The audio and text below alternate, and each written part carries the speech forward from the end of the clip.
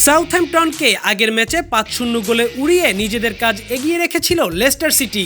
এবার অন্য ম্যাচের ফলাফল পক্ষে আসায় কাঙ্ক্ষিত সেই সুখবরটি পেয়ে গেল তারা। ২০১৫-১৬ মৌসুমে রূপকথার গল্প লিখে প্রিমিয়ার লিগে চ্যাম্পিয়ন হওয়া দলটি আবারও ফিরে এলো ইংলিশ ফুটবলের শীর্ষ লিগে। ওয়ালটন এয়ার কন্ডিশনার এক্সচেঞ্জ অফারে স্প্লিট এসিতে ২৩,০০০ টাকা পর্যন্ত নিশ্চিত ছাড়।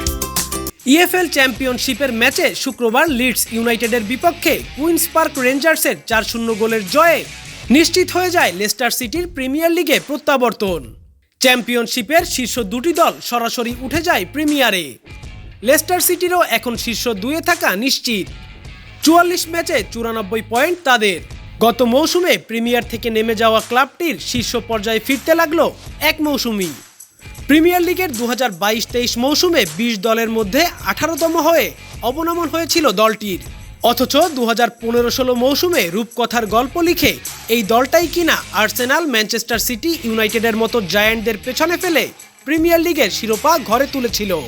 ২০২০-২১ মৌসুমের ফাইনালে চেলসিকে হারিয়ে তারা জিতেছিল এফএ কাপের শিরোপাও।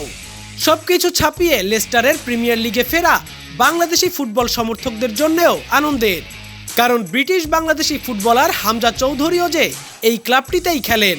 বহুদিন ধরেই গুঞ্জন চলছে বাংলাদেশ জাতীয় দলের হয়ে খেলতে পারেন ২৬ বছর বয়সী এই মিডফিল্ডার।